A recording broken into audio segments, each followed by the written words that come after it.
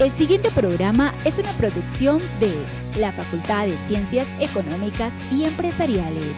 Economía. Como habíamos mencionado previamente, hoy tenemos una conversación bastante especial.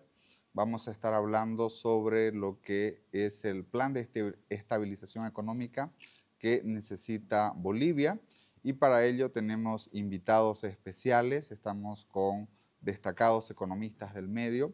Estamos en primer lugar con el magíster Saulo Mostajo Castelú, a quien le damos una cordial bienvenida.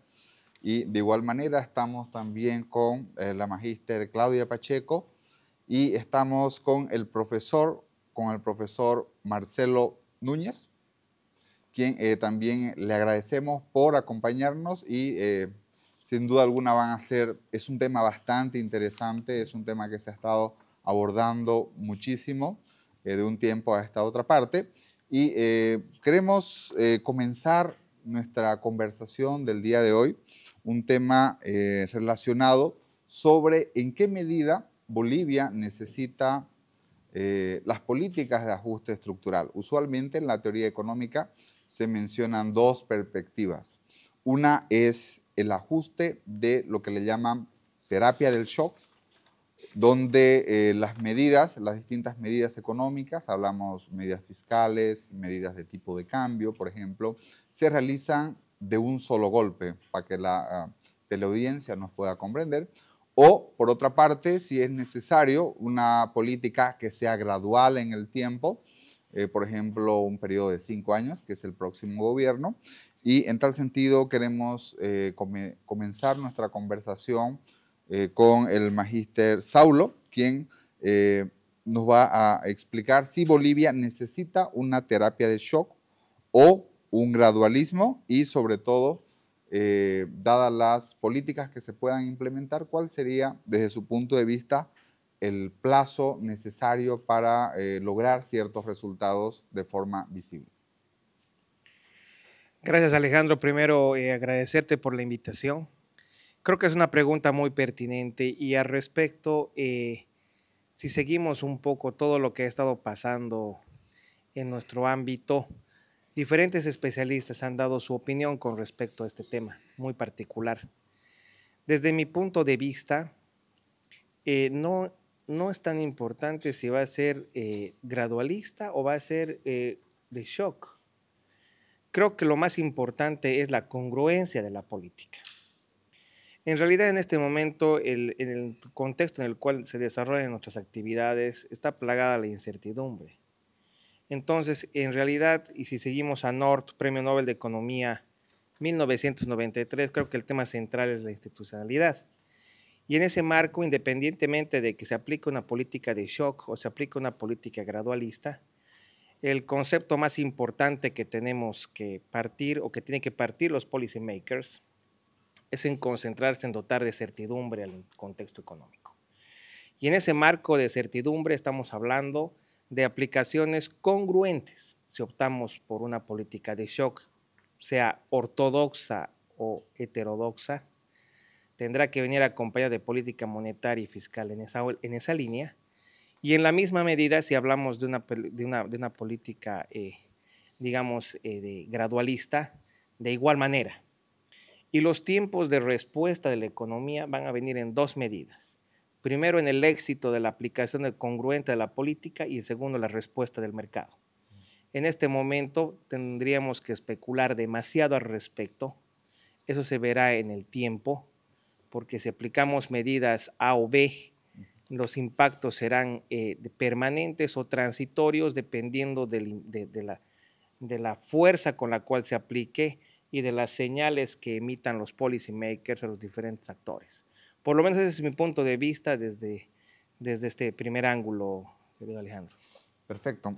Trasladamos también la misma pregunta para la magíster Claudia. Gracias, Alejandro. Un saludo a toda la audiencia, Marcelo, a Saulo. A ver, creo que es necesario que se entienda que hay medidas que van a tener que tomarse sí o sí de entrada, y son medidas de shock. Son medidas que la población va a resentir quizá y que tiene que estar preparada.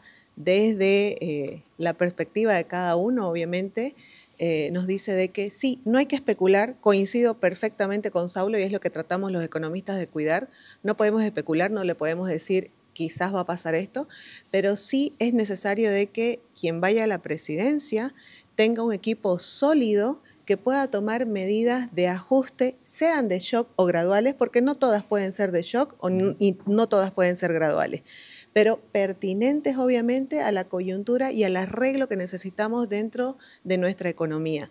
Nuestra economía está por los suelos, ya, para que todos la entiendan, pero viene con un desastre que ha llevado bastante tiempo. Son casi 20 años que han llegado a darnos este resultado.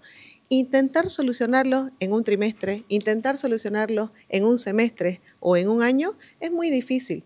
Entonces, las medidas que se vayan a tomar, la población tiene que estar con la certeza de que ese equipo por el que vayan a elegir el candidato el 17 de agosto va a poder realizar esos ajustes en el corto y en el mediano plazo, pero es imposible que tengamos resultados al día siguiente como cualquiera de las propuestas que se hayan escuchado. Muchísimas gracias, Magister Claudia. Vamos con el profesor Marcelo. Si el profesor Marcelo fuera ministro de Economía, que es posible, utilizaría medidas de shock, medidas graduales, una combinación de ambas. ¿Cuál es su perspectiva, profesor? Gracias, Alejandro. Saludos a los panelistas.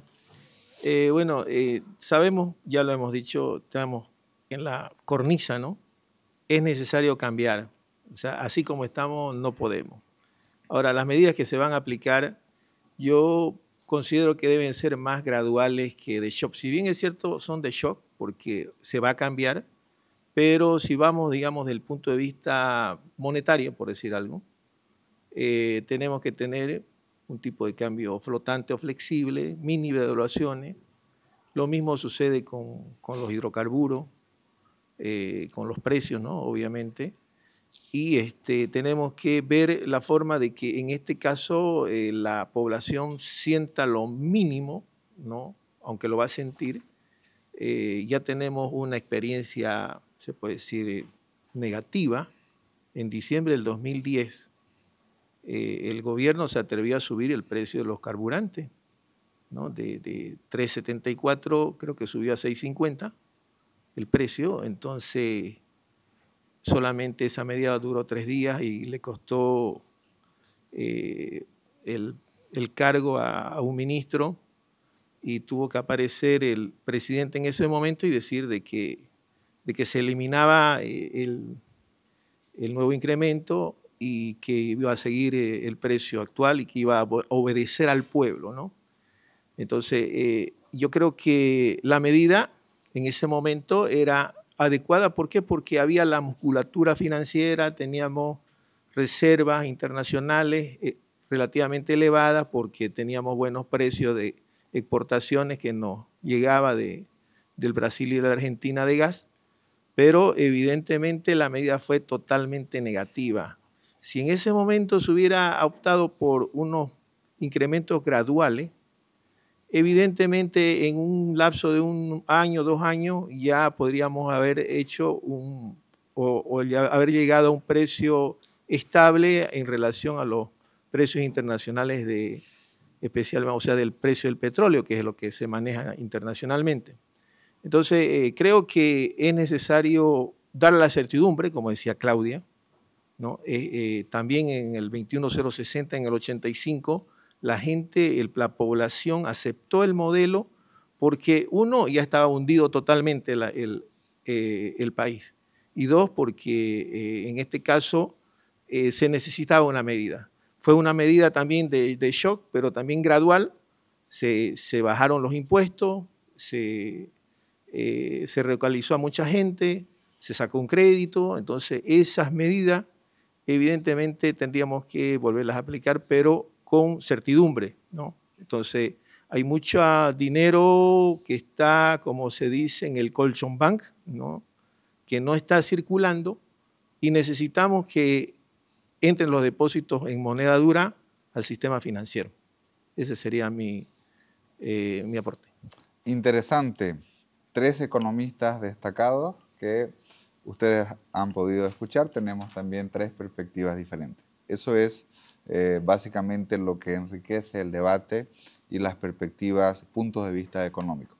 Vamos a ir ahora con el magíster Saulo Mostajo Castelú, quien es experto en el área financiera, en la gestión de riesgo, ha trabajado en la ex superintendencia de bancos y entidades financieras.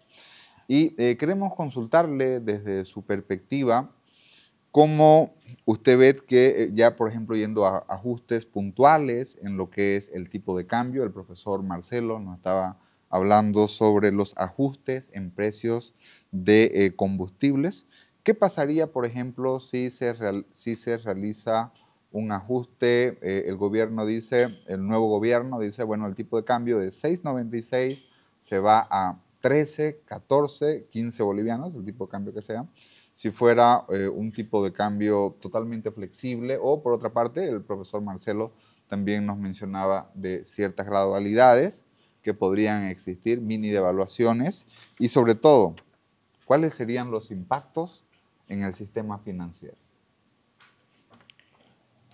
Buena pregunta, Alejandro. En primer lugar, también soy un partícipe de mini devaluaciones porque considero de que la economía como tal no está preparada para asumir un tipo de cambio flexible, precisamente por los niveles de incertidumbre, ¿no? Un cambio brusco en el tipo de cambio y un efecto especulativo podría dar lugar a una salida de depósitos.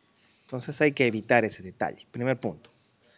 Segundo lugar, hay que dotar, en primer medida, una medida clave es de dotar de certidumbre y de confianza a la autoridad monetaria. Entonces, lo primero que hay que hacer después, digamos, de una reducción sistemática del déficit fiscal, que es, digamos, la primera tarea, ¿no?, es dotarle de dólares americanos a la autoridad monetaria para que haga la primera respuesta del compromiso que tiene con toda la banca para la devolución de los depósitos en dicha moneda. Ese aspecto va a dotar de certidumbre al mercado, ¿no? Y evidentemente va a haber un cambio en precios, ¿no? Van a haber reajustes. Es importante mencionar de que no podemos esperar una deflación y cosas de esas, ¿no? Van a tener que haber acuerdos también con el sector privado, muy similar a lo que está pasando en la Argentina. Entonces, como todos sabemos, los precios no van a la baja. Entonces, evidentemente, cualquier ajuste del tipo de cambio, que estamos más que seguros, no va a dar vueltas, como bien lo mencionabas, alrededor del 7, ¿no? Seguramente 13, 14, quién sabe, ¿no? La verdad que es especular con ese tema. También tenemos que ser muy conscientes de que la autoridad monetaria tiene que tener la capacidad de controlar ese tipo de cambio y evidentemente acompañado de esa gradualidad. Eso le va a permitir al sistema financiero reaccionar, no solamente desde el punto de vista de los riesgos crediticios y todo aquello, sino también del riesgo de mercado. Muchas entidades pequeñas de baja envergadura tienen posiciones cortas. Una situación de esas va a debilitar su capital primario y eso podría conllevar a una salida abrupta del mercado. Es un tema que hay que cuidar, ¿no? Sí, un poco preocupa, digamos, son algunas normativas recientes que han salido que están castigando la posición larga de algunas entidades, de las entidades financieras bancarias, y están obligando a tomar posiciones equilibradas. Es un aspecto bien delicado, que no sé si era el momento de hacerlo, pero en todo caso hay que buscar en todo caso el mecanismo más prudencial, si vale el término, para poder implementar este tipo de medidas sin que esto afecte la estabilidad del sistema financiero, que nos guste o no, es el pilar con el cual se está sosteniendo toda nuestra economía actualmente. Un error puede ser muy catastrófico para todo el contexto, por lo tanto la medida tiene que ser quirúrgica. Y desde mi punto de vista tiene que venir acompañada con muchos mensajes. Por eso hablaba en la primera intervención de la institucionalidad, ¿no? Los mensajes tienen que ser claros en cuanto a las directrices, no solamente de política, sino también de dotación de independencia y equilibrio a las fuerzas que controlan la economía. Es decir, independencia del Banco Central, independencia de la autoridad del sistema financiero para poder ajustar las políticas y normas que equilibren la dominancia fiscal imperante a la fecha. Por lo menos esa es mi primera visión con respecto a la pregunta, estimado Alejandro. Muchísimas gracias, Magíster Saulo. Magíster Claudia, expresidente del Colegio de Economistas Santa Cruz. Desde su perspectiva, bueno, se ha criticado bastante, el Magíster Saulo ya ha mencionado de que hay que atacar primero el tema del déficit fiscal y sin duda alguna en los últimos años, en el caso de la economía boliviana, se ha criticado el aparatuoso tamaño del gobierno, el rol de las empresas públicas. Muchos candidatos han dicho, candidatos a la presidencia, han señalado, vamos a cortar el gasto público, vamos a reducir los ministerios, y se ha hablado bastante de lo que son las empresas públicas, las deficitarias, cerrarlas, privatizarlas, pero también hay otras que no son deficitarias. Por ejemplo, hablamos de Yacimiento, hablamos de Entel, desconozco los números de BOA, si son rojos o si son verdes, pero se ha planteado también que incluso las empresas rentables pueden ser más rentables. Un ejemplo, si es que la administración puede seguir siendo estatal, pero con directorios privados, por ejemplo, o mencionaba el Magíster Saulo también de la institucionalización, que estén los mejores gerentes a cargo de estas empresas dirigiendo, y también se ha planteado de que exista una propiedad privada, pero en favor de los bolivianos, no privatizarlas al estilo década de los 90, por ejemplo, sino de que un ciudadano pueda tener acciones. ¿Cuál es su perspectiva al respecto sobre el rol de las empresas públicas deficitarias e inclusive las que tienen superávit? Primero, aclarar de que el tema del déficit es un tema muy importante de cualquier gobierno que vaya a asumir para caras al 2026. Y segundo, sí, cada una de las propuestas han tocado justamente el tema de la reducción, pero más que reducción, creo que es al fin hacer lo que nosotros hacemos en economía, ser eficientes con el uso de recursos escasos. Y eso es lo que debería priorizar cualquiera de los candidatos que llegue a la presidencia, la eficiencia. Y dentro de esa eficiencia está obviamente la independencia, la institucionalidad, que se pueda trabajar en un marco regulatorio, pero que nos beneficie a todos, y no creando decretos o resoluciones normativas de directorios contrarias a lo que dice la ley para poder trabajar. Ahora, en el tema de la creación de las empresas estatales, estas empresas estatales han sido creadas lamentablemente para que el Estado asuma un rol que las empresas privadas o que los privados podrían haber asumido con mayor eficiencia. ¿Y qué ha pasado? Han demostrado que en más del 90% han sido totalmente deficientes. Entonces, si yo tengo una empresa que es deficiente, no quiero asumir que está de esa manera y ya he llegado obviamente al nuevo gobierno, le hago una auditoría real sin apasionamiento. Cuando hablamos de esto es de que tiene que ser totalmente técnico. Y si la auditoría dice que esta empresa no va, o sea, realmente ya no puede llevar a cabo sus funciones, pues tengo que buscar la manera de cerrarla. Pero aquí tenemos algo que cuidar. El funcionario que va a quedar sin trabajo. Porque nosotros tenemos una economía altamente informal, más del 85%, y obviamente en el caso de que hubieran despidos masivos, esto va con la primera pregunta del gradualismo o el shock, y hay despidos masivos, pues la gente va a resentirse y vamos a tener un alza en todo. Entonces, la medida que se vaya a tomar con este tipo de empresas tiene que ser muy cuidadosa y de manera gradual. Sin embargo, ahora, con las empresas que son eficientes ahora en el Estado, yo voy a dar el ejemplo en una que he trabajado, que es en Entel. Entel tiene un directorio del Estado, pero los gerentes son totalmente privados. Entonces, la manera de trabajar ha logrado de que Entel muestre la eficiencia en el uso, obviamente, sin necesidad de tener favoritismo, como por ejemplo la tiene BOA, que esa es otra empresa que he podido seguir de cerca porque he estado en el rubro, y BOA tiene precios que son totalmente distintos a los que se le da al resto de las aerolíneas. Y sí, sus números han sido negativos. Lamentablemente siguen siendo números negativos y para poder revertir esto, quizás van a tener que hacer un ajuste muy, muy difícil de que los empleados puedan sobrellevar. Pero la apertura de mercado para que vengan otras aerolíneas va a poder abrir la competitividad que necesita también para ser eficiente. Entonces, las empresas que ya están funcionando bien y que puedan ser más rentables o más eficientes, es necesario igual hacerles la auditoría y ver dónde se puede mejorar, porque esto es parte de la mejora continua, la calidad que se quiere ofrecer. Y aquellas que obviamente no tienen ningún tipo de salida, hay que ver la manera de cerrarlas gradualmente o quizás pasarlas a un modelo de APP, un modelo que ha funcionado en otros países y que nosotros no funciona aún porque la ley está mal diseñada, obviamente desde lo nacional, departamental y municipal, y esta puede ser una opción de revertir justamente esos números. Muchísimas gracias.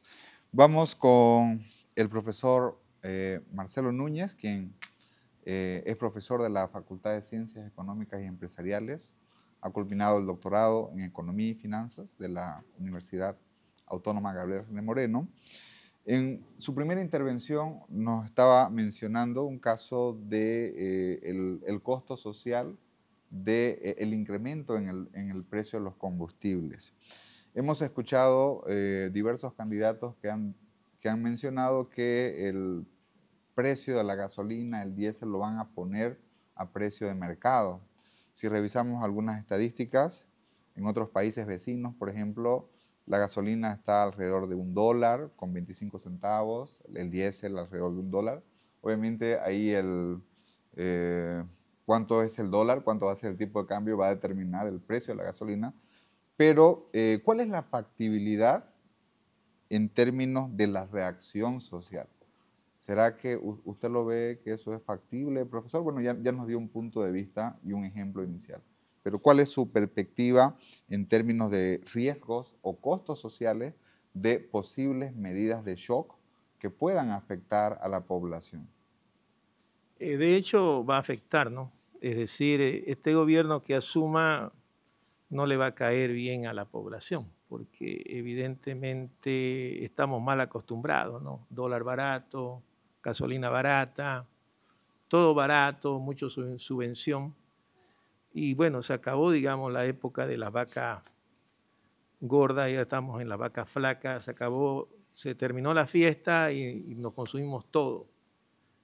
Ahora hay que reconstruir. Para eso hay que ajustarse los cinturones. Es decir, gradualmente yo hablaba porque el precio de los combustibles tiene que ir gradualmente subiendo, centavo tras centavo, qué sé yo, cada 15 días, ¿no? Un incremento gradual, pequeño, cosa que la población se vaya ajustando. Y paralelamente a eso, el gobierno también tiene que buscar la forma de, por ejemplo, el costo de transporte de los ómnibus para la población, para la mayoría de la población, obviamente va a subir. Santa Cruz es uno de los pocos departamentos o ciudades en el mundo que tiene un precio plano. Usted puede irse hasta Villa, que se llama Villa Sánchez, Valle Sánchez, con 2.50. Se puede ir a Palmasola, 2.50. O sea, no hay kilometraje. Entonces, evidentemente eso también es un plus. Por eso es que también Santa Cruz ha crecido mucho en función al crecimiento poblacional y también de vivienda. Y eso a la larga, digamos, tenemos que ajustarlo por el bien de todos, ¿no? Entonces, si se incrementan los carburantes, tienen que haber medidas paliativas, es decir, por decir algo, créditos para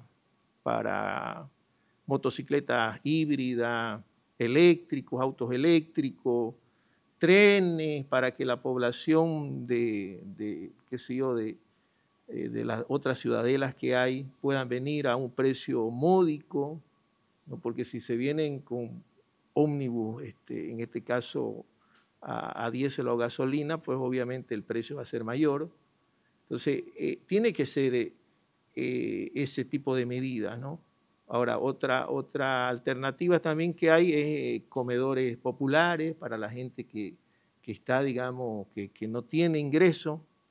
En otras partes se ha dado, en India, en Indonesia, los excedentes, por ejemplo, de los supermercados, de productos que están por vencerse, ¿no? Entonces eso el mismo Estado los puede comprar a precios menores y obviamente venderlos a un precio bajo, congelar los precios por un mes, digamos, para que la canasta no se incremente. Ahora hay que reconocer, digamos, de que si tenemos un tipo de cambio flexible, vamos a convivir con la inflación, ¿no? Todos los economistas sabemos que si usted tiene un tipo de cambio flexible, paralelamente usted va a tener que sufrir con la inflación, ¿no? Entonces la población también tiene que asumir. El efecto traspaso, ¿no? Correcto, el efecto traspaso. Y eso parecería nuevo, pero todos nuestros vecinos, en prácticamente excepción, digamos, de la Comunidad Europea, que tiene el euro, todos los demás sufren los embates de la inflación. Entonces usted pregunte a cualquier ciudadano paraguayo, argentino, brasileño, peruano, están sufriendo los embates de la inflación por un lado y de la devaluación por otro lado, ¿no? Pero mini devaluación. Entonces nosotros tenemos que ajustarnos a eso. Ahora, el gobierno tiene que buscar la forma de cómo ir compensando. El gran problema que tenemos acá, por ejemplo, es que el sistema de salud, todos sabemos que es deficiente. Entonces hay que buscar la forma de crear, como se llama, clínicas móviles, los nuevos, por ejemplo, egresados de medicina, que crean sus propias empresas y que obviamente den servicios de seguro para ciertos sectores con pequeños aportes, que den mensuales, que tengan un seguro médico para enfermedades fuertes, que se llaman, no sé cómo se llaman, las enfermedades de base, por ejemplo, entonces que son la que se va con mucho dinero. Entonces, todo eso hay que ir ajustando, ¿no? El costo, como se dice. Yo soy partidario de que vamos a salir. ¿Por qué soy optimista, digamos? Porque el nuevo gobierno va a dar confianza. Entonces, la confianza que dé, la población va a empezar a sacar sus dolaritos que tenía ahorrado, porque no lo dejaba el sistema, porque el ITF también hay que eliminarlo, ¿no? El impuesto a las transacciones financieras. Es un absurdo que usted por depositar dólares le cobren, por retirar dólares le cobren, ¿no? Usted trae, el que llega con $50,000 tiene que hacer un montón de papeleo, imagínense, del exterior, por más de decirle, venga, bienvenido, gracias, ¿no? Entonces, se puede decir, es una nueva etapa que tenemos que ver. La inversión extranjera tiene que llegar. Pero ¿cómo va a llegar? Con confianza.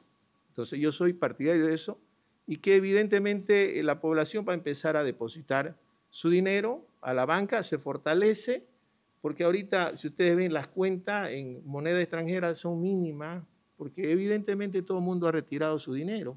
Son pocos los que han dejado o no han podido retirar o no había dólares para retirarlo. Entonces, creo que esas son una de las medidas de mitigación, si vale el término. Tenemos muchísimas más preguntas para realizar. Realmente el tiempo nos ha quedado demasiado corto. No pudimos abordar, pero realmente ha sido una conversación bastante fructífera. No queremos despedirnos sin antes nuestros invitados nos puedan mencionar como un mensaje final, una ruta de acción. ¿Qué necesita Bolivia? ¿Qué se debe priorizar para un plan de estabilización de la economía boliviana? Bueno, Alejandro, 3 puntos y voy a hacer como el dermatólogo, ir directamente al grano. Mejorar las cuentas fiscales, primera tarea. Segunda, dotar de credibilidad al Banco Central. Y en tercera medida, marcar las líneas institucionales, haciendo foco en el equilibrio e independencia de fuerzas desde el punto de vista económico. ¿En el sistema financiero? Evidentemente, o sea, cuando hablo de la economía, estoy hablando de la parte monetaria, de la parte fiscal y de la parte financiera. Y si quieres, digamos, un apunte, así como un 3.1 directamente al sistema financiero, bueno, yo creo que las medidas ya se tomaron de cierta forma. En los últimos años, la Autoridad de Supervisión del Sistema Financiero ha ido en la línea de fortalecimiento patrimonial, que es clave. Las entidades financieras tienen que tomar posiciones de liquidez un poco mayores porque va a haber etapas de incertidumbre y tiene que haber una política de colocación de cartera prudencial. Es decir, que un poco en línea de lo que comentábamos hace un momento, ¿no? Si vamos a ir a reducir las cuentas fiscales, va a haber evidentemente un shock en el mercado laboral. Entonces tenemos que acompañar esa medida con alguna, digamos, con fuentes de financiamiento que apoyen a las empresas que están hoy día fuertemente golpeadas. Estamos hablando de reestructuración de empresas, fusiones y adquisiciones, estamos hablando de fortalecimiento financiero, estamos hablando de una autoridad, digamos, de rescate de empresas, por decirte, que permita o les ayude a obtener recursos financieros y de esa forma empujar el canal del crédito, ¿no? Pero es desde el punto de vista fiscal. No nos olvidemos de que la política monetaria hoy día está más esterilizada que nunca. Entonces, la fuerza tiene que venir por el lado fiscal. Los ajustes son estructurales y en esa medida tiene que ir acompañada con el tema, digamos, de institucionalidad y la estabilidad del sistema financiero. Y vamos a ir pasando, como dice el profesor Marcelo, ¿no? De que vamos a pasar, vamos a pasar. Lo que tiene que haber es congruencia. Perfecto. Misma pregunta, Magíster Claudia. ¿Qué podemos hacer para priorizar en un plan de estabilización económica? Primero, la revisión de cuentas y ver dónde se puede ser más eficiente. El tema del gasto fiscal es muy importante para todos. Segundo, hay que trabajar en paralelo con el tema de la atracción de inversiones. Y para que existan inversiones es necesario que exista seguridad jurídica y reglas claras del juego.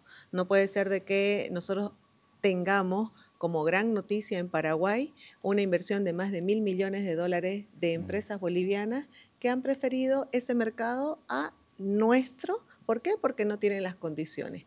Tercero, trabajar para que esa informalidad vaya bajando con incentivos tributarios. Y esto no es tan difícil ni es algo nuevo.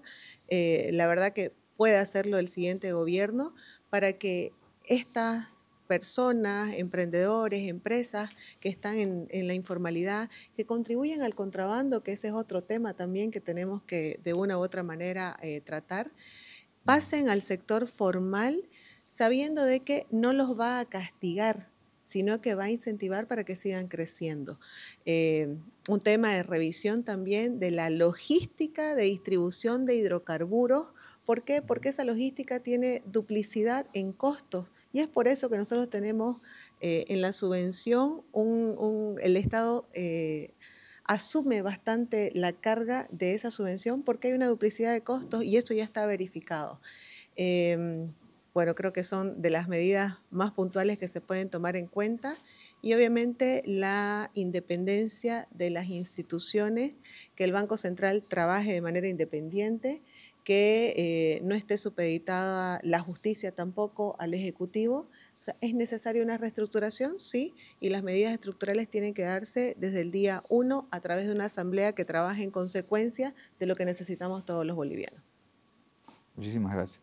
Cerramos con el profesor Marcelo Núñez sobre la ruta de acción. Tenemos un enfermo, que es nuestro país, en terapia intensiva.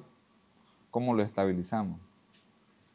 Es con dinero, no hay otra. Bueno, hay muchas cosas, pero lo principal es dinero, ¿no? Es decir, divisa, recursos. Tenemos que aumentar las reservas internacionales. La mayoría de los candidatos están hablando de 8.000 millones, 10.000 millones, 12.000 millones de préstamos que podrían darnos el Banco Mundial, el Fondo Monetario Internacional, BID, ¿no? Los distintos con plata. Creo que esos recursos le darían bien. ¿Por qué? Porque con eso fortalecemos el sistema financiero, inundamos de dólares a la banca, vuelve se puede decir, la confianza de los ahorristas al sistema. Teniendo eso asegurado, lo demás, digamos, ya es netamente ganancia, ¿no? Ya se puede hacer los distintos planteamientos que estamos haciendo, que todos estamos de acuerdo, pero lo primero es eso, ¿no? Estabilizar al enfermo y obviamente esa estabilización tiene que ser con recursos. Hay que ver la forma, en la pregunta que me hacía extra Alejandro, me decía de que si no vienen los recursos, ¿qué hacemos? La verdad que en deuda interna... Esa era la siguiente pregunta, profesor. Ya. ¿Cuál es el plan B si no llegan los recursos? ¿Cuál sería el plan B? El Fondo Monetario no nos presta. Sí, el plan B está complicada la figura, porque podemos endeudarnos internamente con bolivianos, pero necesitamos moneda extranjera, ¿no? Yo no estoy muy, o sea, no me quita el sueño, digamos, el déficit fiscal, ¿no? ¿Por qué? Porque al final, en cierto grado, el déficit que supere el 3-5%, según la teoría económica, es aceptable. Si pasa del 10 ya no. Pero también el gobierno tiene la ventaja de imprimir billetitos, ¿no? Esa es la otra. Lo que sí no puede imprimir son dólares, divisa. Y eso es lo que necesitamos. Sin divisa no hacemos mucho. Entonces no podemos importar gasolina, todo, remedios. O sea, la prioridad es eso. Entonces tenemos que buscar la forma, no sé, tal vez vender nuevamente el oro o darle garantía, ponerlo en, ¿cómo se llama? Tipo DPF, no me acuerdo el término. ¿Vendemos el poco oro que hay? Poco oro o lo dejamos en garantía, ¿cómo se llama eso? En financiera, cuando usted deja en un depósito ahí, ¿no? En Warran, algo así. Podríamos hacer eso, pero la fundamental son los recursos. Ahora, que nos den un préstamo pequeño, no muy grande, al ver que ya hay dinero en reserva, la gente va a empezar a depositar su dinero, como decía anteriormente, y ya se van a elevar los depósitos. Obviamente las reservas internacionales también van a incrementarse, ¿no? Ese sería el plan B. Muchísimas gracias. Queremos agradecer a cada uno de nuestros invitados, quienes nos han acompañado conversando sobre el plan de estabilización económica. Hay coincidencias en el tema de el gasto fiscal. Bueno, el profesor Marcelo dice que no es de mucha preocupación, pero hay que hacer un ajuste. El tema institucional es un punto común denominador. De igual manera, el tema del financiamiento es importante, la seguridad jurídica y sobre todo el rol que tienen las instituciones en la economía. Creo que es un punto fundamental. Estamos en la biblioteca de la Facultad de Ciencias Económicas y Empresariales. Y antes de despedirnos de nuestros invitados, también queremos invitarlos al programa de Economía y Negocios de la Facultad de Ciencias Económicas y Empresariales para en un futuro cercano conversar de otros temas relacionados con la economía. Gracias, Alejandro. Vamos a ir a nuestros anuncios institucionales y continuamos con más del programa de Economía y Negocios.